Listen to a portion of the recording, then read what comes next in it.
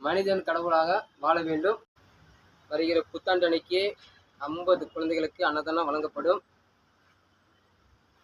2021 2024 கண்டிப்பாக உனக்கு ஒரு விமர்சனம் வந்திருக்கும். அது என்ன விமர்சனம்னா, இந்த இடத்துல வலிக்கிற மாதிரியே பேசுவாங்க, இந்த இடத்துல காயப்படுத்துகிற மாதிரி பேசுவாங்க. அவங்களுக்கெல்லாம் நான் ஒரே ஒரு விஷயந்தான், ஒரு குட்டி கதை. அவங்களுக்கெல்லாம் ஒரு குட்டி கதை. பாட்டை போடலாமா? பாட்டை போடுங்க என்னுடைய ஃபேன்ஸுக்காண்டி.